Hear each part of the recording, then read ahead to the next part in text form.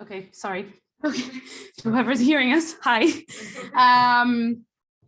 Okay, so what I was saying is that when the topic was suggested to me, I thought it came at a right time because it is something I am struggling with at a new job that I have, which I started 6 months ago, but it's new because from very different aspects, but I'll tackle that as we go along. But to start, I don't know if this is gonna work. Okay, yeah, that's what I felt. No, it's not a What are you trying to do? switch. Go to the next slide? Yeah, Oh. I don't know why it's not letting me.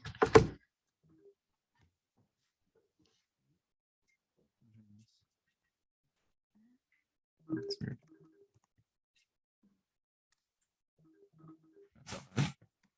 Issues. Sorry. Oh, was that the Yeah, next one? yeah. You're good. It's I don't know a what it very did. short, yeah, it's a short video, but you'll get the idea of what I want to say. No, okay, how do I? Yes.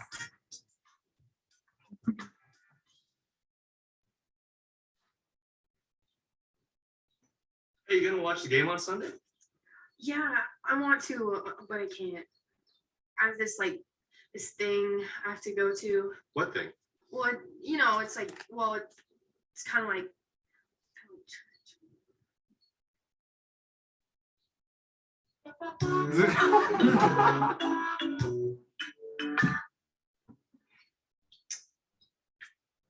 Hold your water. The food look unflushed. I'm sorry. I just ate it. You gonna watch the game on Sunday? No, I have mass, so I'm not gonna miss mass for a game. A Catholic business.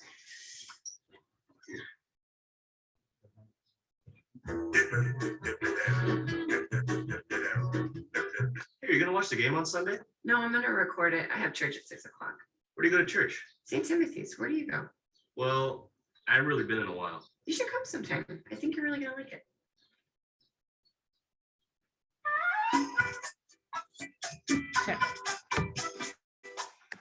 Okay, so kind of get an idea of what I'm hinting at. Based on this video, so let's assume this is like a workplace. I know they were meeting outside, but let's assume this is the workplace. We had 3 different people. We had the abrasive Abner, we had graceful Gabby, and we had timid Tammy, okay? So just from the get-go, looking at them, we all know who we want to be and who we don't want to be. We definitely don't want to be abrasive Abner, okay, because we're like coming on too strong. Definitely want to be graceful Gabby. But what I'm going to talk about myself, what I end up being is timid Tammy, okay? So the whole point of this is not at all by all means me preaching to you, telling you, oh, this is how Christianity should work at the workplace. We all, probably all of us here work, and we know what a workplace is, and everyone is very different. Different workplaces have different needs, but this is more of, I think I came up with a recipe. To those who know me, or maybe you don't know that about me, I don't know how to cook to save my life, okay? But this is pretty much the only recipe I came up with, and how, as I was preparing this topic, by reading a lot of things like blogs or listening to sermons like by priests, how is it we could in a workplace kind of represent God or show God, or in other words, evangelize, like that video was showing. So we were at the point now where sometimes, or most of the times, I'm a timid Tammy, okay? So before we go further, I just want to ask you guys, and please feel free to share your ideas. What do you think are the risks of being Christian at work, or, you know, showing that you are Christian at work? Do you even think there are risks? Get rid of this. I don't know.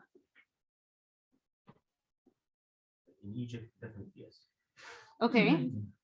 Why? In what sense? Because actually, I thought it wouldn't be as much. Okay, interesting. 10 years ago, maybe. Okay. Yeah. It's so hard. Okay. It's harder now than before. I thought it would be easier now than before. It's easier now. Yeah, it's but easier I'm now, talking about okay. 10 years Yeah, ago. yeah. Yeah, it's so hard. It's dependent on the environment. Okay. So like, what do you think might happen if people in your work knew that you're Christian? Like, or yes. I would say just not being taken seriously. Okay, that's a good point. Why? Okay. Okay, it's a good point. Yes. Sometimes you think like you're a little bit conservative or a little Yeah. bit close-minded, and then like Mhm. you don't agree with many of the social issues, and like Yeah, a lot of things. that's a great point. That's a great point. Anyone has any other thoughts, comments? Yes. You become like a model that's analyzed in every way. Okay. Like for example, like so I'm in an office environment, so Mhm. I'm sure it can be harder if you're dealing with multiple public Yeah. individuals. But in an office environment, you're very close to your coworkers, Yes. so everything's open. Yes. So for instance, in one of the meetings, like my cross was outside, Okay. of my jacket, like my sweater. And then all of a sudden it became a topic of conversation, like in the middle of the team meeting. So it's Oh, like, interesting. Okay. because they started all of a sudden, oh, you're like, you have a gold cross, oh, that's nice. And then it's like Okay. other topics came in about religion, you know, like in Quebec, there's this controversial bill about people displaying their religion. Oh, okay. So I like didn't people know can that. wear a Okay. hijab, or the Sikhs can't have like. Yeah. So then it's like these topics come up, and then it's like I'm just trying to do my job. I don't want to. Yeah. I don't want to cause problems. Yeah. Yeah. So, Valid it's like- point. Valid point. Okay. So yeah, I mean, I thought about it and I was listening to a sermon and the question popped up and I didn't even think about there's risks of being a Christian at work because like Fedi said, in Egypt, or I was actually raised not even in Egypt, I was raised in Kuwait.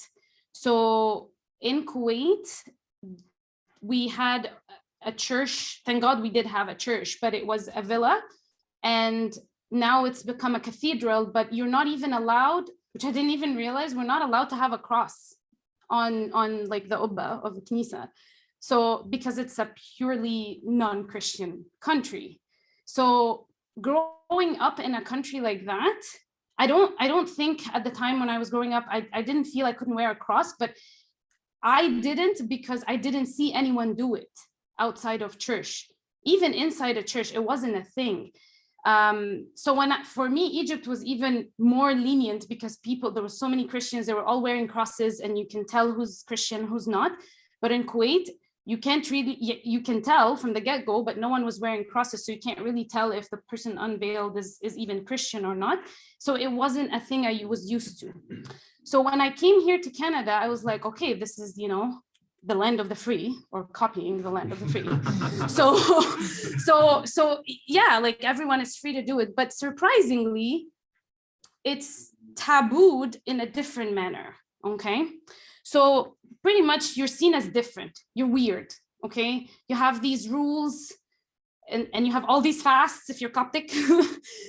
And you could be ostracized. Which means like you're excluded socially, because let's say there's happy hour or like we're gonna go party this way and it's you're conflicted. I want to mingle, I want to socialize, especially if it's an office work, you want to get up this ladder of corporate or whatever. So you don't want to seem this like very fanatic person who's all God, no play at all. You can be seen as misinformed, which I think that's what Rina said. You may not be taken seriously. So to those of you who don't know, I'm a pharmacist and I recently got a job in the hospital. So I have never worked in a hospital before, but this was literally my dream job. So it's been 6 months of me working in the hospital, but I have learned so much. You work in a hospital, so but it's when you're, especially in the healthcare, there is not a lot of talk about God, except when it's end of life or when there's hospital is such a weird place where either people are angry at God because loved ones are getting sick and we don't know what, and doctors are not doing their work and everyone is frustrated, or it's a time where if you didn't have faith at all, that's the only thing you go to because there's no other solution. Because at the end of the day, it's not science that knows the answer, okay? But we know that. But your colleagues that work with you, or that are not exactly secular, they may be spiritual, but they still follow science. So I realized that, especially with the whole debacle with vaccines and COVID and Freedom Convoy, and it's just, people are like, when you want to say, like, honestly, we're in God's hands, but if you say that, you sound so like naive. Like science shows this, especially like if you write COVID-19 science table, you'll see the guidelines. One just came out yesterday. There's literally, I don't know if you guys know, but there's literally an oral tablet that treats COVID. Okay, and it's just got approved by Health Canada like not too long ago, and it I don't know if it works. I think it does, but there is a cure to an extent, and they're changing the guidelines constantly, and it's just, you feel like this ups and downs that other people should go through, it's not us, and to them that's weird. Like, why are you like, like subhanallah kind of thing, like let it be in God's hands, and you just seem like, okay, you're too naive, you don't know what you're talking about. So it reminded me of the verse where it says, in regards to these, they think it strange that you do not run with them in the same flood of dissipation, speaking evil of you. I feel like, may not be necessarily speaking evil of you, but they don't take you seriously. They feel like, okay, you're just, this is not real life. But in reality, this is life for us, okay? So with that in mind, and knowing all this, I was like, okay, so what should I do now in this new job that I have? Because my previous job, it was just me, and I was working in a pharmacy, and it was a low-paced pharmacy. So I didn't have, except my manager, and we didn't work together. So in the day where it was just me, I did not have any colleague, no text, no nothing. So I was my own boss for 12-hour shift. So I didn't experience having colleagues. And it was my first job, like in my whole life and in Canada. So when I went to a hospital sector, hospital is a team, huge team. You have your physiotherapists, social workers, you have the doctors, you have my managers, I have another team of pharmacists. It's overwhelming for someone who was solo to a group of people. The closest people I work with are my pharmacist colleagues, right? And man, it was, also, you don't know, but I'm working in a French hospital. French is not my first or my second language. So on top of the fact that it being scary as a new venue and I'm learning things, it's just to get used to other people, their psyche, like how they think, it's just very different. So how did I want to navigate being Christian? And we're gonna understand more, what does that mean? I came up with a recipe of 4 things. Now, feel free to add to it, like you can criticize, you can change things, you can be like, okay, this doesn't fit me, but this is just my personal thought. And I don't know, I feel like it could work for me, but you feel free to tweak it. So, but before that, sorry.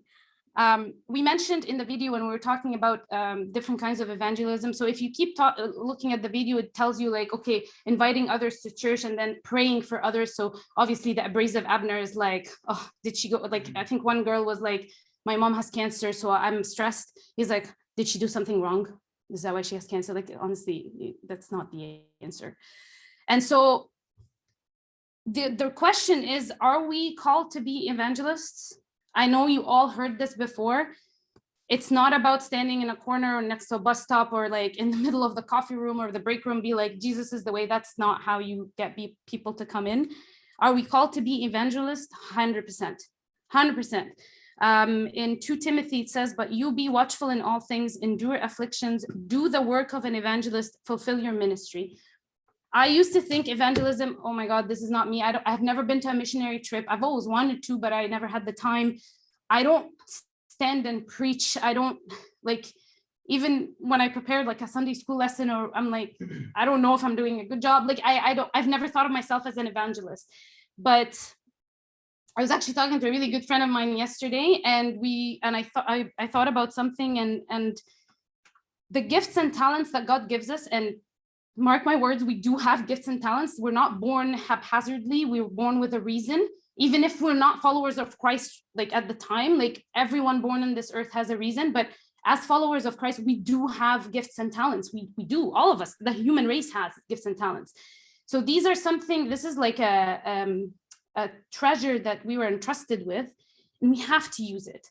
So my friend that I talked to her about yesterday, she was telling me that someone was telling her, like, just you, like, let's say I was studying, just you sitting in class could be a service to someone else. You striving for a degree is a service to someone else, because it gives someone else hope that, you know, I can do this, I can pursue this. Nothing we do, if we believe that we are doing it for God, is haphazard, is useless, okay? So we're not called to shove our faith down people's throats, like abrasive Abner. We're not doing that. And we're gonna see whether we do it with action or words. And I know there's a sentence that comes to everyone's mind, and it is a cliche, but we're gonna touch on it. But it's not, we are not just sitting idly, not doing nothing, okay? Okay, so I am called to do the work of an evangelist. Okay, great, Marianne, that's awesome. This is just theoretical, like should I start? Where do I start? That's where my recipe of 4 comes in, okay? So the first thing I thought of, and after I like combined a bunch of ideas, is take God everywhere. It sounds easy, right? Pictures like this, or I think there was one that was my favorite. I can't find it in my phone, but I'll try to find it. It's even more closer than this. Like, he hugs the little girl, and as a woman, this is just, because I feel as a little girl, no matter how old I am, no matter how old I'll get, I feel like a little girl, and God holds me. And when I see that, I just feel like, you know what, I'm in his bosom. He has me, he carries me. So I try to take him with me everywhere. Not perfect at all, but what I'm trying to say to you is, when we say take God everywhere, it sounds very like archaic. It's very like, how do I take him with me? Figure out the way that you take him with you. For me, it could be, for example, I'm really scared in a night shift. My first night shift, I was terrified. Literally, I'm the only pharmacist for the whole hospital. I think I came here to this meeting and told everyone I was on call. I got called. It was my first night shift ever. And when I thought about it, I'm like, I'm literally the only pharmacist for the whole hospital. This is so scary. It's not like the Ottawa hospital too, where you have a team. No, it's terrifying. And I'm sharing this with you because I have the training, but it's only when you're in it that you learn. When the doctor calls you and you're like, okay, I'm gonna think. And then when you do it, you're like, okay, no, nothing happened. I'm always worried that I'll kill a patient, even though I was told that, you know, that's hard to do, but you're always thinking like, okay, I don't want to kill anyone. But it was terrifying. And I got called the first night ever, managed to answer the question. Everything was fine. But for me, it's like holding the cross. I found myself that, like, I don't usually, like I told you, I'm not used to wearing as much. I got used to it here, but I just hold it. Or I had a friend in university. She's in the States now, but when we were younger, she used to, you're not supposed to have, when you're doing an exam in university, you're not supposed to have paper in front of you, right? If it's a closed book. She would put all the pictures of the saints. Pope Carlos, St. George. I'm like, Mary, what are you doing? She's like, I don't care.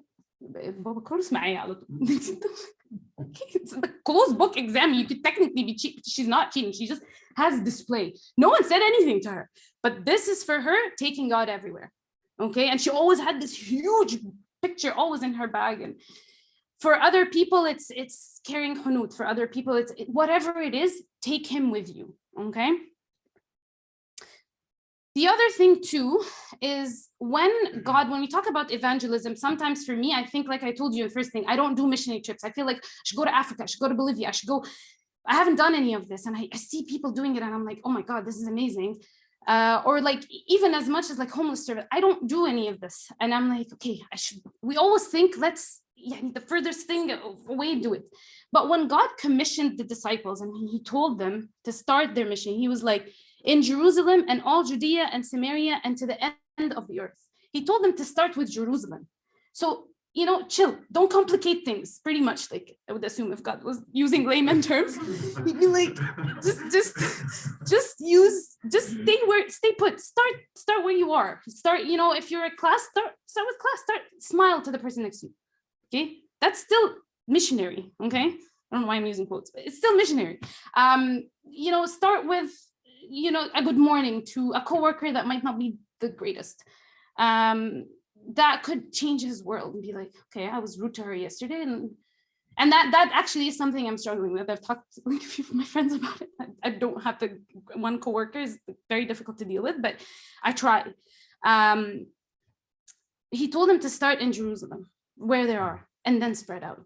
So you will get the opportunity to go further. I may get the opportunity to go to a mission. Who knows? Maybe now, maybe in 10 years, maybe in 5, who knows? But might as well look where I am right now and go from there. Okay. Okay, so sounds good. Then what? Sorry, I'm just trying to make sure I didn't miss anything. So this is all great. Take God everywhere, whichever way you deem fit that makes you feel God's presence.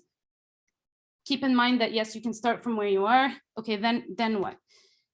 The next 2 parts of my recipe are pretty much practical. Preach with actions, easy, right? We do things. Okay, so now I'm taking God with me. Whatever God allows me to do, I'll actually do it. So whether it's helping someone in the healthcare, whatever it is, okay? So we're letting people see your good deeds and praise your Father in heaven.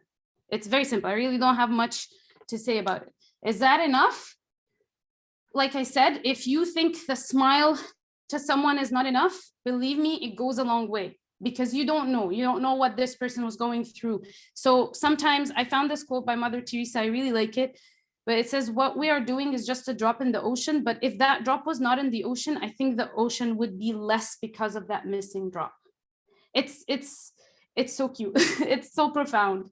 But ocean, if you take a drop is, I think, is 0.2 mil. I should know this, but it's like really tiny. Okay. Ocean drop. But she, like, this is obviously a woman, like, we all know about her, and we know what she did. Like, nothing is too small. Nothing is too small, because to God it's huge. Okay. So that's the preaching with action part. Okay, now we come to the preaching with words. So we've all, like, we know the cliche comment of, like, preach the gospel at all times, and if necessary, use words. We all know this, right? I'm only saying cliche because I've read this thing recently, and I was like, okay, that's a very interesting take on it. It's like, yes, you preach by actions. Okay, perfect. You're not shoving into anyone's throat that your faith. You're not like abrasive Abner, like, spraying. This is way too intense. Like, this food is not, this food is not Siami. This food is like, this has like milk powder, whatever. And I ignore milk powder, but anyways.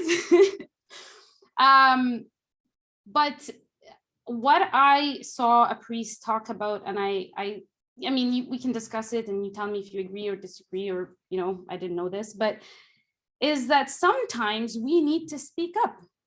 Sometimes it is important to speak up, because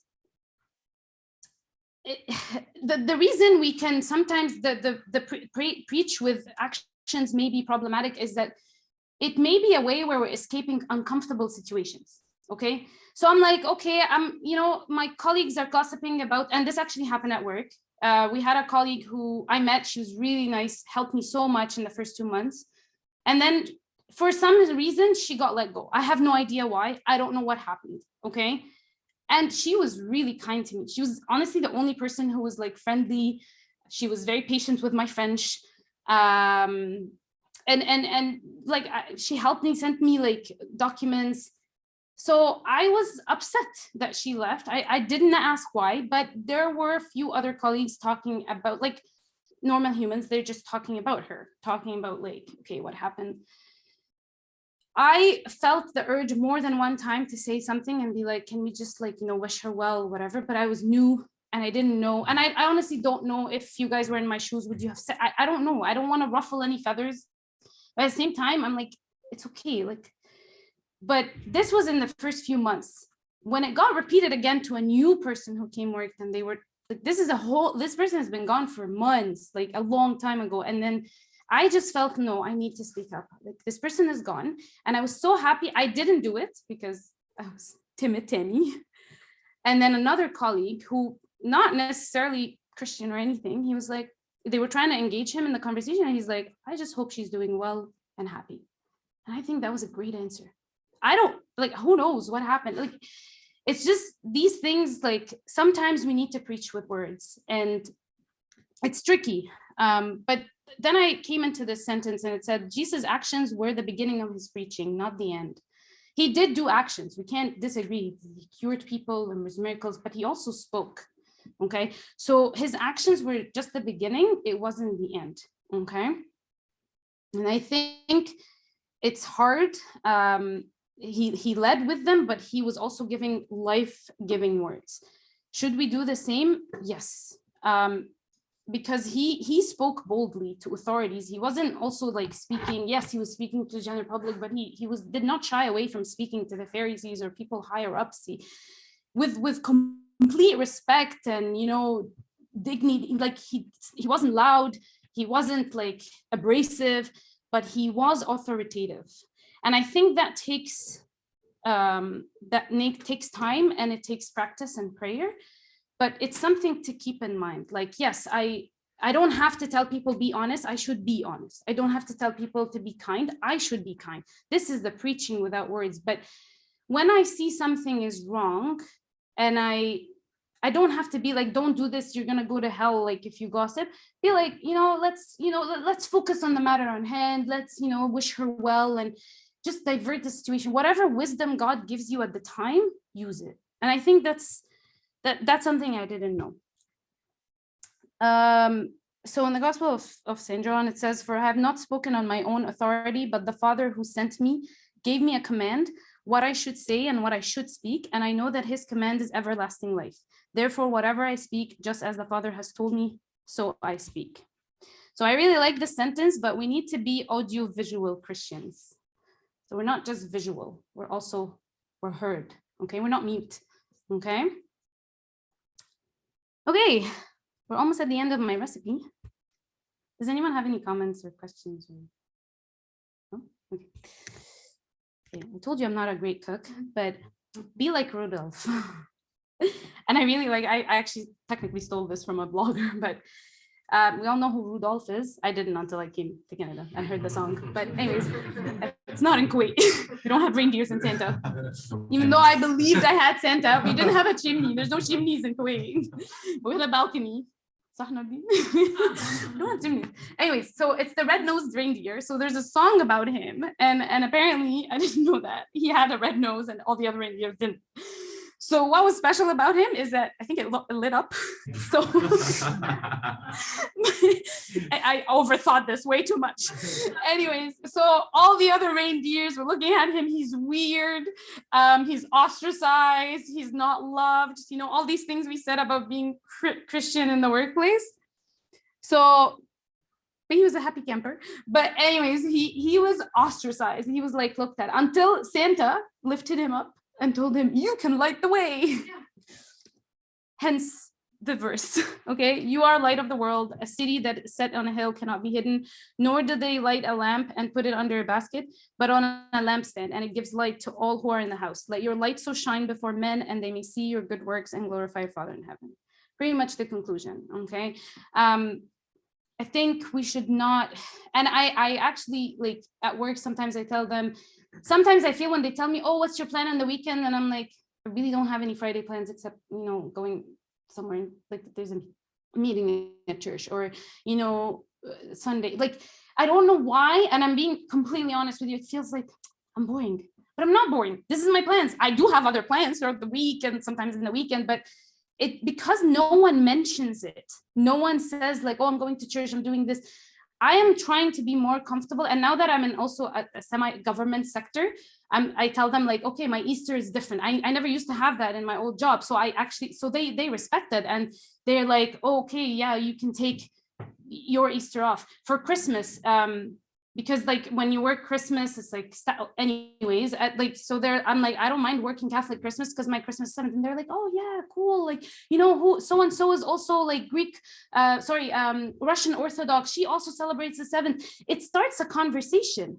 So why should I shy away from that? I'm not shoving into anyone's throat. I am not telling them like, you know, I just come, I'm like, oh, is it possible that I take? And they're like, yes, of course, it's religious holiday for sure. Okay, sure, I am practicing my Canadian right. Okay, but also, I think like, for example, when I go to liturgy after work, I find it a bit where I'm a timid Tammy because like, oh man, let's go for lunch, but I'm not eating lunch. Although I did one time forgot that I was going to liturgy and I did eat, but I was like, okay, I forgot. But it's just like sometimes I'm like, what do I say to them? Like, Marianne, don't you eat? And I'm like, I do eat, but I have mass. I didn't get into it. So I'm gonna try to be better about that next week and the week after. But if I manage to go to liturgy, but I'm just telling you that this is something I'm learning too, because I feel like in a place like Egypt, people know, and like Christians, that they have a mass and liturgy, so it's an easier conversation. But no, okay, I haven't been to Egypt in a while, but like, but you know what I mean? Like sometimes it feels like we're different. No one does that. But if you were in an environment where it's all like, if I was working with pharmacists, which there's a lot of them, like Egyptian together, it'd be like, oh, I have this, they'll understand. But because I don't work with that team anymore, it's a very different environment. I'm still navigating. So I just thought of those 4, and I don't know, I'll try to practice it. If you feel like you can add more to it, or, you know, you have another take on it, please feel free to share it. But that's all I have. So thank you. Yeah. The reindeer, yeah. I did not know it. Yes, beautiful. I definitely stole it. I can tell you, like, it's not originally me, but I like it. This part of the gospel is recited in the liturgy, Mhm. like, you know, so I will try not to. Oh, I apologize, guys. I did not know it lights. Apparently, that's in the song. I listened to the song. This is how so not Canadian. But yeah. Thank you. Thanks. I have a guys. comment. I really like the slide that you said about like how to be evangelist and what you were saying, like even like a nice like smile or something like Mhm. that. Like I think we misperceive what being an evangelist actually means, and we think it's like what St. Paul did, like, you know, speaking to a whole city. But like Mhm. the actual word evangelist just means like good news. That's what it means. Yeah. And I think people forget that like it's a good news that we're preaching, like it's a good news that we're living in, that Christ gave to us. That's Yeah. what it is. The gospel means, Evangelion means good news. That's what the book that Yeah. we're reading is. And so like I think sometimes we get a perception that, oh, we have to save people from hell, or we have to like fix people's Yeah. wrongs, and it's the focus on kind of the negative aspect rather than the good message that we have, the salvation that we have, the peace that God gives us. Mhm. Like when he interacts with like the Samaritan woman, like last week when we were like celebrating that, he didn't start off by like, you know, trying to correct her or whatever. No. I have, you know, fountains of living water. Do you want? Yes. Yeah. Okay. Now let's get into this conversation. Like, I think that should be our perspective. I think when interacting in the workplace, like, Mhm. you know, it's a good message that we have. How can other Mhm. people, you know, some people are sad, people are suffering, people, you know, feel bad about themselves. Mhm. You know, before we get into like theological context, how can we show them that there is a good news, there is a good message?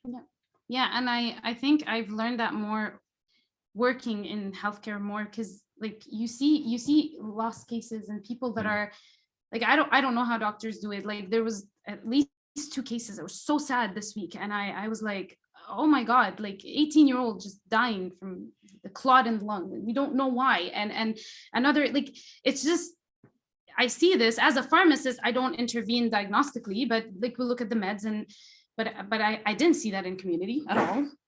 I'm grateful, like I'm learning, yes, sure, but there's a whole emotional aspect that I'm like, wow, like it really, you talk to the patients, you talk to the families, and you know, I did have a few comments when I wore my cross. I got this as a gift from a dear friend, and I wear it because it's simple, and I got a few comments, and one guy was like, are you a believer? And like, yeah. And I thought it was, to me, it was like a weird question. Why would I wear it if I'm not a believer? But it's true. Like the cross has been attributed to other things like looking cool kind of thing, not a matter of expressing your faith. Like I said, it wasn't something I grew up with at all.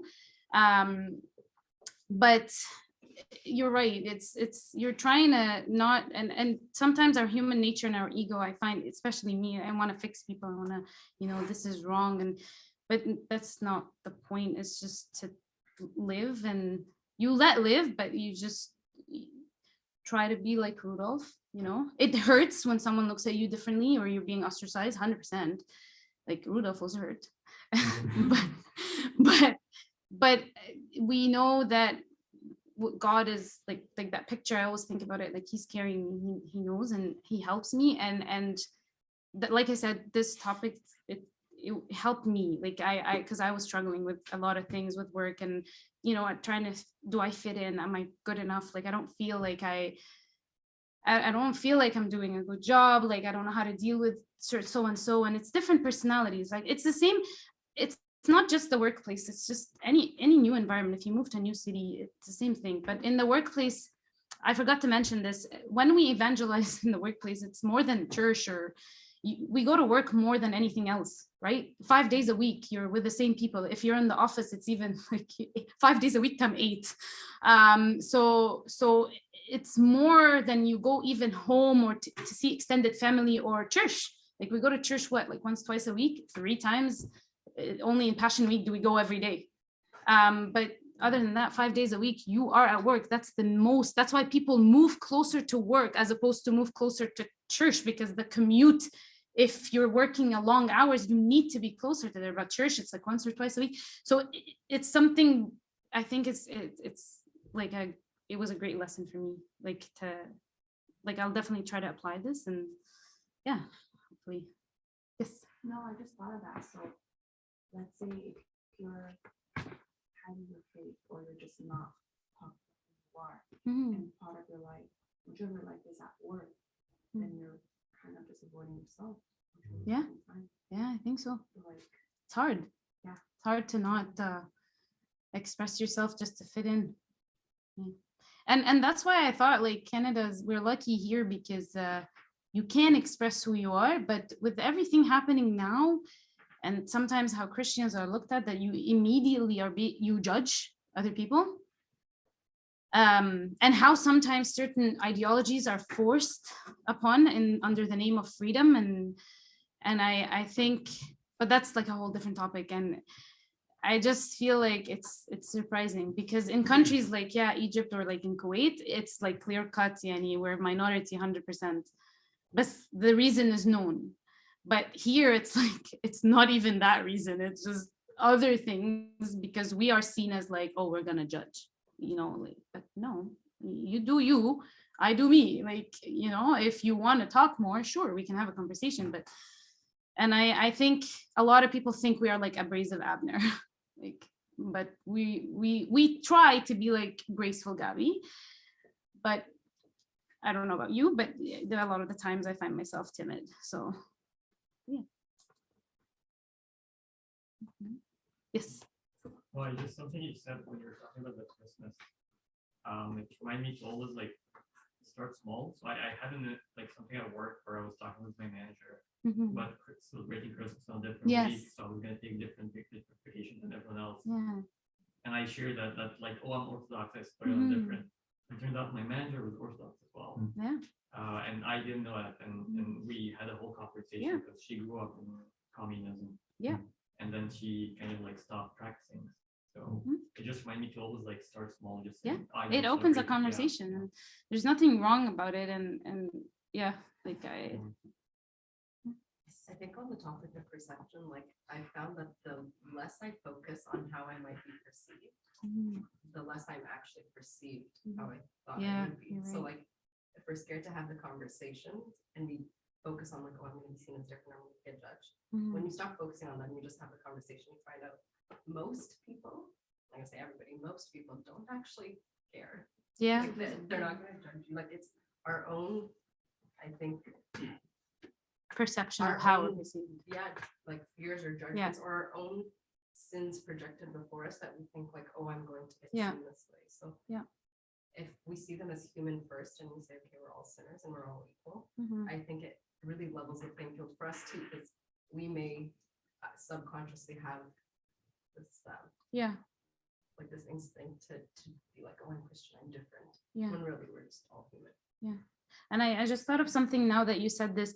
When I was saying about the coworker, like they're talking about someone, it's not about like I'm righteous and I don't gossip, or no, it actually seeing that it could make me reflect. I'm like, oh, is that how I look when I do this? So I think it's okay that I say something about it, as long as I'm humble enough and know that, okay, I do this too. So that's where like, you know what, like, I think that's why it really, how wisely you use your words is important, because, and that's something we should all pray for. And I definitely am the first one to do that, because I shouldn't be like, oh, don't gossip, whatever. But then I could have just gossiped yesterday about something else, about a friend or something. So maybe but in saying that, I'd be like, okay, me too. I should be like, let God deal with that person. And so it really was, and it still is, as much as the job I'm in is something I've aspired to my whole life, or like my 6 years here. It's something I'm learning, and it is hard and it's different. And I'm sure if I go to other places, it's gonna be even more, because I did not experience that. You guys may definitely have had that, but like it's a humbling experience, and it's definitely a learning curve. And because everyone wants to feel loved and accepted. It's a common thing, whether you're Christian or not. We are all human with that need. And yeah, like no one wants to have a Christian shoving faith down their throat if they're not, faithful or even, religious or whatever, I guess something what makes me scared a lot of time, that you are an ambassador of Jesus. So whenever you are, especially in work, so what I always think out, like, what would be the impression that I leave the people about my identity? Because I have seen that in Egypt, I have seen that here, everywhere. So like what you are doing and what you are expressing about yourself and about your identity reflects how the people will see this identity. Yeah. So when you are doing it, okay, would I like that people doubt Jesus or doubt the Christianity because of me, because what I'm doing? That is not something I would like at all. I try to think carefully about what everything I'm doing, because I'm not only representing myself. Yeah, I'm representing the whole identity. Yeah. So it's hard and scary at the same time. Yeah, I agree.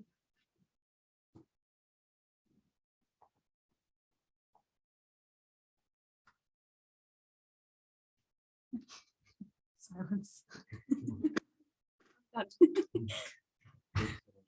No, thank you guys. Thanks. I hope yeah, I don't know where my mouse is. Oh, there it is. Is it stop sharing?